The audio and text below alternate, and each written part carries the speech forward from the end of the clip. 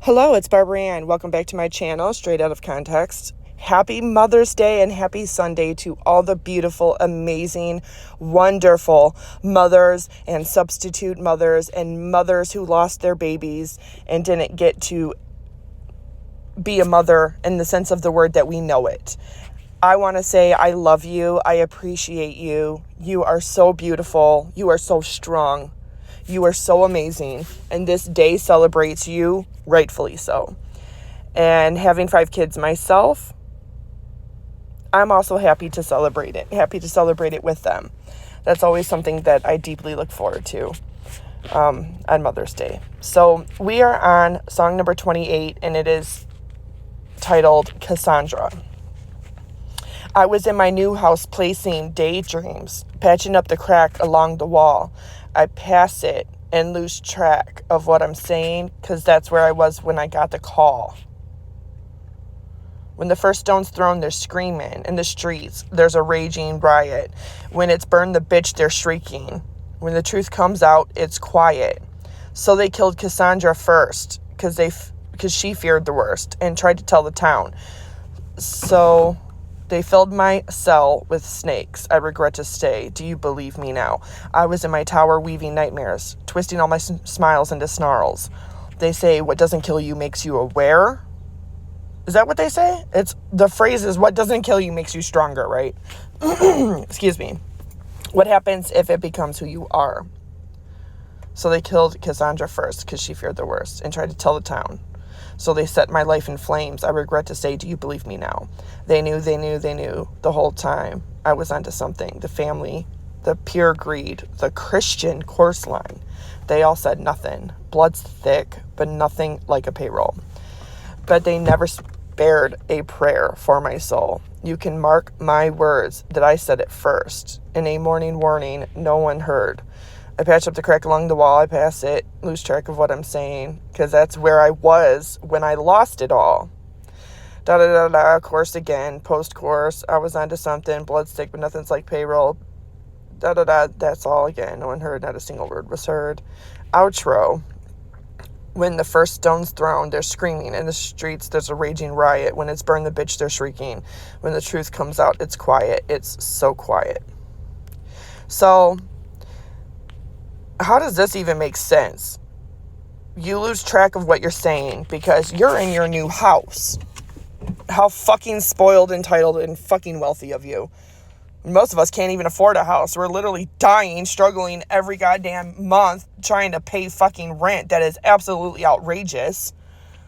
Even in fucking housing projects like where I live, income-based housing, it's still almost $1,000 a month. Still so fucking goddamn tone deaf. It's unbelievable. So she's in a house. Then she's talking like it's the 1800s or something.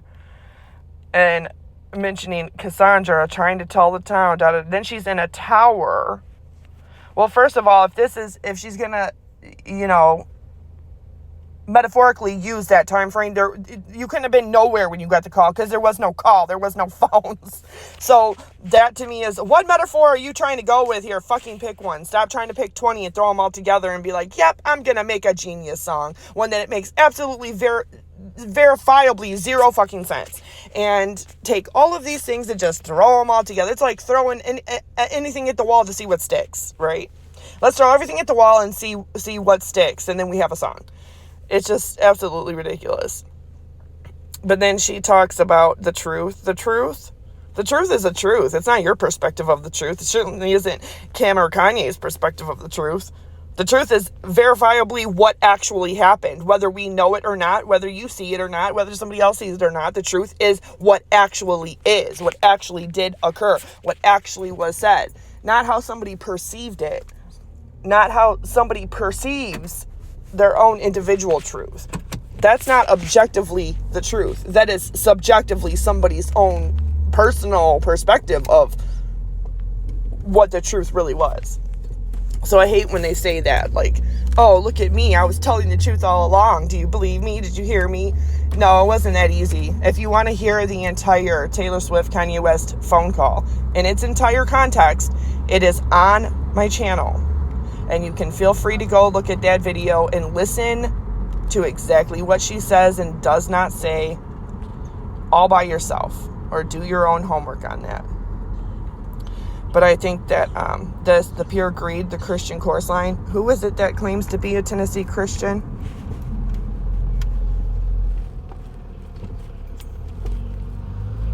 Yeah, that's right, Taylor Swift herself. Taylor Swift herself claims to be a Tennessee Christian, and yet she's separating herself from real Christians. And then, oh, bloodstick, but nothing like a payroll. I'm sorry, who made $15 million? Had 3% stake in Big Machine Record and in your first 6 masters that Scooter Braun apparently tried to get you to buy for 2 years. Who made $15 million off that sale? Oh, yeah, that's right. Scott Swift, her dad. Yep, her dad. So who's on the payroll, Taylor? Oh, your mom and your fucking dad, and I bet you have your brother on the payroll too. Because it sounds like a big family affair. Oh, look what they all gave up to move to relocate to Nashville just for me to try to make my dream. So what? They can siphon from the fucking the money teat? Yeah, there's nothing more greedy than that. Just because you get what you want doesn't mean that that's not greed, because you're sucking all that money from real people out here. The record labels aren't just pulling money from the fucking thin air and giving it to you because you deserve it because you're a good songwriter. No, hell fucking no, they're not. And it's totally not based on talent either. I'm going to tell you something right now about the song. This song, just like many of her songs, are plagiarized. Yet she turns around and wants to sue for copyright and for royalties and for credits and shit to people like Olivia Rodrigo because her songs sound too similar, or the lines are too similar. Well, there's 4 different types of plagiarism, and accidental plagiarism is one of them. But Taylor Swift has been single-handedly her entire career plagiarizing Florence Welch from Florence and the Machine. And if you don't believe me, go listen to their entire discography and go listen to hers and look at the dates, and you will see that what I'm saying is absolutely the truth. She has been trying to emulate her voice and artistic ability and her lyrical. I mean, she's just genius, and she's amazing, and she's fucking phenomenal and beautiful, and nobody can ever compare it to Florence Welch. But she has been trying to emulate that for a long time, and she's doing it now. In fact, this song, Cassandra, I can show you Heavy in My Arms from Florence and the Machine, and the song Sia did for Twilight. That song Florence and the Machine did for Twilight. And then there's another, I'm sorry, I can't even think of what the title was off the top of my head. But there's a third song. This song, Cassandra, is a direct plagiarism of those songs from Twilight. And it's no coincidence. It's absolutely no coincidence. And not enough time has gone by where Twilight is like dead in the back of people's minds, because people use it on TikTok and on YouTube shorts and the music from Twilight all the time. They recreate it and they make fun of the CGI.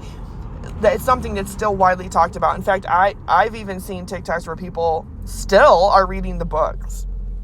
So the soundtrack is not out of people's minds. Not enough, not 40 years out to where somebody can actually plagiarize a mixture of 2 different songs.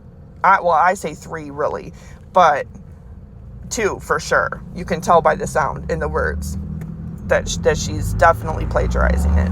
And so, yeah, I don't know. Twisting all her smiles into snarls. Maybe that's because who you fucking really are. Try to tell the town. Oh, but you were in your brand new, nice big fucking house, patching up holes with a nice fucking technology called a cell phone or a landline, which did not exist way back when, if that's the aesthetic she's going for. You're forgetting that. People don't actually transport their mentality and their mind into what it was really like in the 1800s or the early 1900s or whatever time that they're picking and trying to emulate. They don't really try to sit there mentally and get back into what it was really like, how people really moved, how they really operated, how things in towns really were. But bloodstick, but nothing like a playroll. Well, lucky for you, Taylor Swift, you have both. You have your blood on the payroll. So I don't know what the fuck you're talking about. And mark my words, you are a plagiarist. Mark my words, I see you. I definitely fucking see you. Yeah. And so I think the song, when it's burn the bitch, they're shrieking. Nobody is saying burn the bitch to you, Taylor Swift. Come on. Nobody wants, like, to actually fucking kill you or want you dead. That's absolutely insanity. Somebody that thinks that way is homicidal and suicidal as much as you are in your songs should be locked up in a fucking psychiatric hospital. And that's where they should be at, because that's the only place that there's any kind of hope for function or any kind of psychological help. And at this point, it's pathological and psychological. When she mentions death, dying, suicide, suicidal ideation, homicidal tendencies, wanting to kill somebody's wife, bullets, guns, stitches, laying down, dying, all of it, as much as she has. And to me, that's absolutely, I don't know, she's definitely stunted. She's definitely stunted and stuck in a place where she cannot produce good songs. And I don't care what her fans say. Her fans ain't even 0.0001% of the American population of 331 million citizens. So I don't give a fuck what they say. Their opinion is null and void because they're going to be biased because they like her. I'm not biased, but I'm also not buying this shit. I mean, the song is the first 5 seconds, I already knew she plagiarized that song. The music is plagiarized. And it's sped up a little bit, but you're going to see exactly what I'm talking about because I'm about to hop on my TikTok and actually show you the actual songs that she took. One in particular, there's two mixed in there, but I think she also took some lyrics from Florence and the Machine, Heavy in My Arms, or Heavy in Your Arms, it's entitled. But yeah, I'm going to go on TikTok and I'm going to make that video because you'll definitely hear it. It's the minute I put it up. In fact, somebody might be able to sue her for plagiarism, and so that way they can get their name credited on her album so they can get royalties, because that would only be fair, right? The truth is the truth, and it is what it is. All right, everybody, I love you. Happy Mother's Day. I wish you guys all the very best, the very most, and the very whatever it is that your heart desires today. I wish it all for you. I hope you get it. I hope you have it. I hope you celebrate it, and I will catch you all on the flip side.